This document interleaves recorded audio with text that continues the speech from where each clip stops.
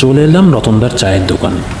আসার সময় রমেশ আর হিমেলকে কল করে দিয়েছিলাম, তাই তারা আমার আগেই এসে হাজির হয়েছে। আমাকে দেখতে পেয়ে হিমেল রতনদাকে বলে, রতনদা আর দেরি করো না, তাড়াতাড়ি 3 কাপ গরম গরম মালাই মেরে চা দাও তো। রতনদাও হিমেলের কথা মতো তাড়াতাড়ি করে আমাদের 3 কাপ চা করে দেয়। হাতে যেই না চায়ের কাপটা নিয়েছি, তখনই কাছে পিঠে কোথাও ভীষণ জোরে বাজ পড়ল। এই যা, এই যে গেল রে। বাজের শব্দে তো কানে তালা লাগিয়ে দিয়েছিল, তার সাথে সাথে হাতে থাকা চাটাও পড়ে যায়। আরে ও নিয়ে চিন্তা করছিস কেন? ও রতনদা, আর 1 কাপ চা লাগাও তো। চা খাওয়া শেষ করে 3 জনে একটু হাসি ঠাট্টা সুরে গল্প তুলে দিলাম।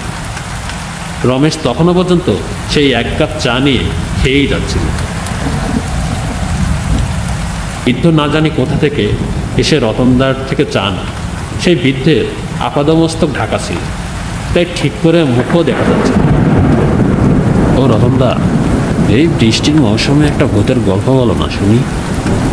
বেশ জমিয়ে আড্ডাধারীর মতো বসে পড়ল রমেশ। এতক্ষণ বেটা ছেলে দাঁড়িয়ে দাঁড়িয়ে চা খাচ্ছিল, কিন্তু হঠাৎ করে উদীয়মান বৃদ্ধকে দেখে সেও একটু ভয় পেয়ে গেছিল।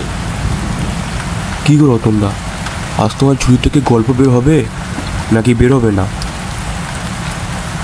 রমেশের প্রথম কথাটা হয়তো রতন শুনতে পায়নি, তার জন্য তাকে আবার বলতে হলো।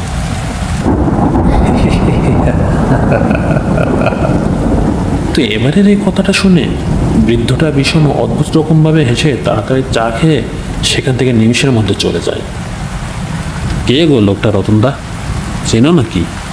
না না, আমি কি করে চিনব? এর থেকে বোঝা গেল রতনদার স্টকে গল্প থাকলেও গল্প বলার মতো টাইম আজ তার হবে না। এই মুষলধারায় বৃষ্টির মধ্যে ভিজে গেছে বা ভিজেছিল বলে তো মনে হলো না। আরে আমিও তো লক্ষ্য করলাম, ওই লোকটার সঙ্গে ছাতা বা বৃষ্টি আটকানোর মতো তেমন কিছু তো ছিল না। সে না হয় বাদে দিলাম, কিন্তু এখন যে এই মুষলধারা বৃষ্টির মধ্যে বের হলো, তোরা কি লক্ষ্য করেছিস এই বৃষ্টি ওনাকে স্পর্শই করতে পারছে না? কথাটা বলা মাত্রই রমেশ আর হিমেল শটাং দাঁড়িয়ে পড়ে। আর ভূতের গল্প করে কাজ নেই ভাই। রতনদা, চললাম গো, যা সব ভূতুরে কাণ্ড ঘটছে, চল চল ভাই, আর এখানে 1 মিনিটও দাঁড়ানো যাবে না। সেই তো ঘরে ফিরে যাবে, আর ঘরে গিয়ে লেপ মুড়ি দিয়ে হয়তো শুয়ে পড়বে। তার থেকে চল আমার বাড়ি, সেখানে গিয়ে লুডো খেলা হবে। গেজুলের বাড়ি চল, কিন্তু এখানে আর 1 মুহূর্তও দাঁড়ানো যাবে না। রমেশের কথা মতো আমরা ছাতা মাথায় দিয়ে রতনদার চায়ের দোকান থেকে বেরিয়ে পড়লাম। বৃষ্টির কোনো বিরাম নেই। কিছুটা যাবার পর হঠাৎ চোখে পড়ল একটা লোক মাঝ রাস্তায় পড়ে রয়েছে। কাঁপা কাঁপা গলায় অভিরূপ বলল, এটা এটা কেটে ভাই? একটা ধমকে রমেশকে চুপ করিয়ে দিয়ে রাস্তার মধ্যে পড়ে থাকা লোকটাকে ওপর থেকে সোজা করলাম। ঠিক সেই মুহূর্তে বিদ্যুতের আলোর ঝলকানিতে যেটা দেখলাম, যা আমরা জীবনে কখনো কল্পনা করিনি। হুবহু একই পোশাক পরিহিত সেই বৃদ্ধটা রাস্তায় পড়ে রয়েছে। এর মধ্যে বৃদ্ধটা আবার কি করে? মনের মধ্যে শঙ্কা হতে লাগলো।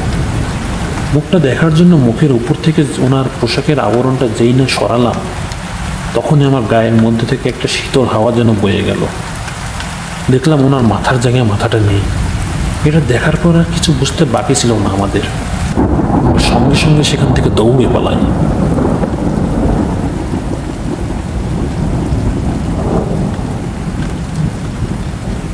ভাই হিমেল, ব্যাপারটা কিন্তু আমার খুব সুবিধা বলে মনে হচ্ছে না। এই ব্যাপারটা আমার কাছে খোলসা হলো না। তখন ওই ব্যক্তি কেন মাথা চাপা দিয়ে এসেছিল? আসলে তখন কি ওই ব্যক্তির কোনো মাথাই ছিল না? কিন্তু মরলো কিভাবে? আরে লক্ষ্য করলি না, ব্যক্তিটির গলায় হালকা পোড়ার দাগ ছিল। কিন্তু এই ঝড়ের রাতে কে বা ওই ব্যক্তিকে পুড়িয়ে মারতে যাবে? সেটাই তো আমারও মনে খটকা যাচ্ছে রে।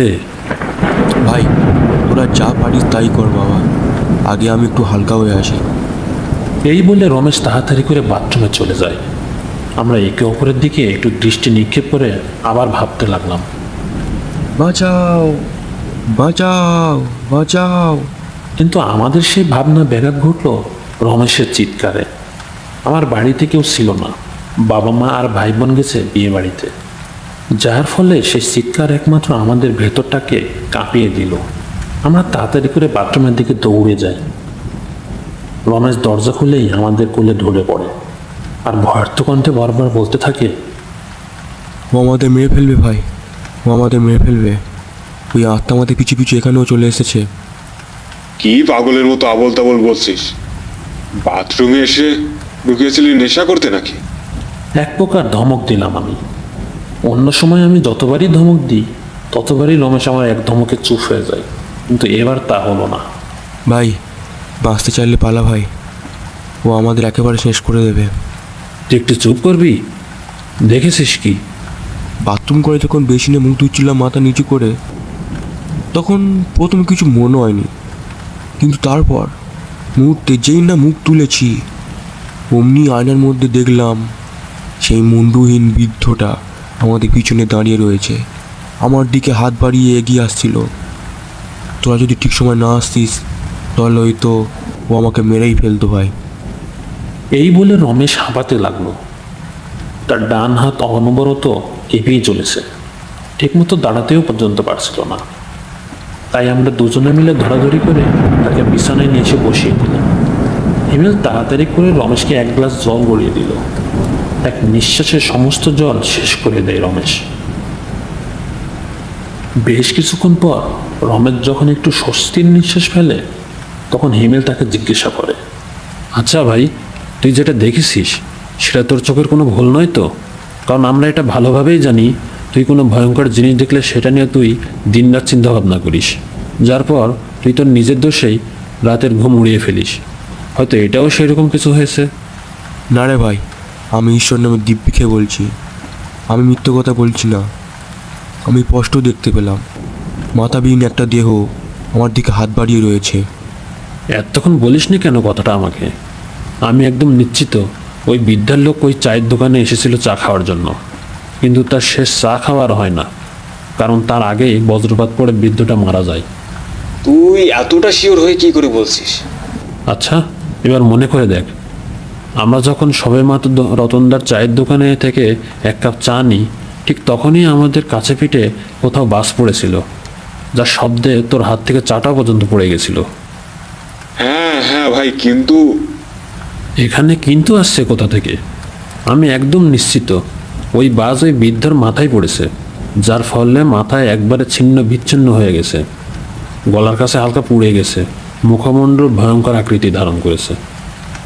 সে না হয় বুঝতে পারলাম, কিন্তু উনি আমাদের পিছু নিচ্ছেন কেন? মনে তো পড়ছে না যে কোনোদিন আমরা ওনার কোনো ক্ষতি করেছি বা ওনার সঙ্গে কোনোদিনও দেখা সাক্ষাৎ হয়েছে। উনি আমাদের চেনে না আর আমরা ওনাকে চিনি না, তবে এটা সত্যি যে উনি মুক্তি চাইছেন, আর মুক্তি তখনই পাবেন যখন ওনার দেহের ঠিকঠাক সদ্গতি হবে। আমি ওই দৃশ্য আর দেখতে পারবো না। তাহলে তুই একলা থাক, আমি আর অভিরূপ দুজনে যাই, গিয়ে ওই বৃদ্ধার একটা সদ্গতির ব্যবস্থা করে আসি। খেপেছিস নাকি? আমি একলা ঘরে যাবো কি করে? তার থেকে তোদের সঙ্গে যাওয়াটাই ভালো। চল তাহলে। তারপর আমরা বৃষ্টি মাথায় করে সেই ঝড় বাদলের রাতেই বেরিয়ে পড়ি। সে কি মুষলধারায় বৃষ্টি, বিন্দুমাত্র থামার নামই নিচ্ছে না। এরকম বৃষ্টি যদি এক সপ্তাহ ধরে হয় তাহলে নিঃসন্দেহে আমাদের এই গ্রাম বন্যাঞ্চলে ডুবে যাবে। আমরা তিনজনে এক প্রকার অসহায় অবস্থায় দেহটিকে রাস্তা থেকে তুলে নিয়ে সোজা চলে যাই গাজীপুরের কবরস্থানে। মুষলধারে বৃষ্টি, থামার কোনো নামই নেই। সারা রাত সেই দেহটিকে একটি ছাউনির নিচে রেখে আমরা কাটিয়ে দিই। মনে মনে একটু ভয়ও হচ্ছিল, যদি আবার সেই রমেশের দেখা ভয়াবহ দৃশ্য আমাদের সামনে চলে আসে তাহলে আমাদের কি হবে, কিন্তু তা হয়নি।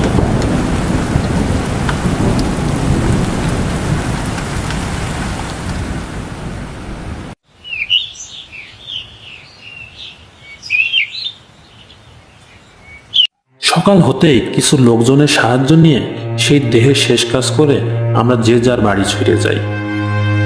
তারপর বেশ কিছুদিন কেটে যায়। সময়ের সাথে সাথে আমরা তিনজনও সেই ভয়াবহ রাতের কথা ভুলে যাই। এমনই একদিন বিকেলে খেলাধুলা সেরে তিনজনে রতনদার চায়ের দোকানে চা খেতে ঢুকলাম। ওহে রতনদা, দাও তো ঝটপট 3 কাপ চা। আমাদের মতোই জন কয়েক লোক ভিড় জমেছিল রতনদার চায়ের দোকানে। তাদের মধ্যে বেশ অনেকক্ষণ ধরেই একটা বিষয় নিয়ে আলোচনা হয়ে চলেছে। তাদের মধ্যে একজন খ্যান গলায় বলে ওঠে, এতটুকু মেয়েটার এবার কি করবে বলো তো? ছোটবেলাতে মেয়েটা মাকে হারায়, আর সেদিন ঝড় বৃষ্টি রাতে ওই মেয়েটির বাপ মারা যায়। তাও আবার কিরকম ভাগ্যের দোষ দেখো তোমরা সবাই, পাঁচ পড়ে মারা যায়। আমার মতোই হিমেল আর রমেশ কান পেতে তাদের কথা শুনছিল। ঝড় জলে রাতের কথা শুনতেই আমাদের গায়ের লোম খাড়া হয়ে যায়। চোখ বুঝতেই মনে পড়ে যায় সেই রাতের কথা।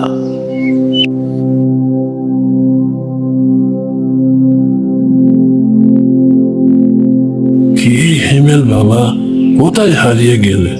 বলি চাটা ধরো, আমার তো বাকি আরো সবাইকে চা দিতে হবে নাকি? একটু ঘোর লেগে গিয়েছিল। রতনদার ডাকে বাস্তবে ফিরে আসি। একটু অস্বস্তির সঙ্গে চায়ে চমক দিলাম। এমন সময় রমেশ বলে ওঠে, আচ্ছা ভাই, বিদ্যুটার তো মাথা ছিল, তাহলে যখন চায়ের দোকানে এসেছিল যেভাবে মাথায় আস্তরণ জড়িয়ে, তখন তো তার মাথার আকৃতিটা বেশ ভালোভাবে বোঝা যাচ্ছিল। হ্যাঁ রে ভাই রমেশ, তোর মাথায় আছে কি বলতো? ওনার যখন মাথায় ছিল না, তখন ওনার হালকা ঠোঁটের হাসিটা আমি লক্ষ্য করেছিলাম। তো সেটা কিভাবে সম্ভব হতে পারে? তোরা যেসব কথা বলছিস, তোদের মতো এরকম অনেক প্রশ্ন বিজ্ঞানের মনেও রয়েছে। তারা নিত্যদিন কত রকম নতুন নতুন যন্ত্র আবিষ্কার করছে, আরও কত কি করছে, কিন্তু তারা কি কখনো এটা স্বীকার করেছে যে তারা ভূত বিশ্বাস করে? তারা এটা দেখায় যে তারা এই ভূত বা আত্মা বলে কিছুই মনে করে না, বা মানুষকে বিশ্বাস জাগায় যে আত্মা বলে কিছুই নেই। কিন্তু তারা নিজেরা লুকিয়ে লুকিয়ে এখনো অনেক আবিষ্কার করে চলেছে। তাই তোরা যে ধরনের প্রশ্ন করছিস, সেটা একটা মৃত ব্যক্তির পক্ষে ওই ধরনের চমৎকার করা কোনো ব্যাপারই নয়। হয়তো আমারই রূপ ধরে এসে তোদের সামনে বসে থাকতে পারে। কথাটা বলতে পিঠে শীত দাঁড়াবে এক শীতল তরঙ্গ হয়ে যায়। আমার বাক রুদ্ধ হয়ে যায়। কিন্তু রমেশ কাঁপা কাঁপা গলায় বলে ওঠে, ভাই, তুই এরকম কথা বলছিস কেন? দেখ ভাই, এমনিতে সেদিনকার পর থেকে ভীষণ ভয় ধরে রয়েছে মনে। তারপর এরকম মজা করাটা কিন্তু শোভা দেয় না। আচ্ছা মুশকিল তো, আমি কি একটু মজাও করতে পারবো না? ঠিক সেই মুহূর্তে হিমেলের কথা শেষ হতে না হতেই আকাশে মেঘ ঘনীভূত হয়ে আসে। শুরু হয় ঝড় বাতাস। সেই বাতাস এতটাই ঠান্ডা ছিল যে শরীরের পোশাক ভেদ করে হাড় পর্যন্ত কাঁপিয়ে দিতে লাগলো। আর ঠিক সেই মুহূর্তে কাছে পিঠে কোথাও তালা লাগিয়ে ভীষণ জোরে বাজ পড়ে। দোকানে বাকি যারা ছিল তারা নিজেদের পোশাক বাঁচানোর জন্য দোকানের ভেতরে ঢুকে যায়। কিন্তু আমরা তিনজন নির্বাক হয়ে দাঁড়িয়ে রইলাম আর দেখতে লাগলাম প্রকৃতির সেই তাণ্ডব।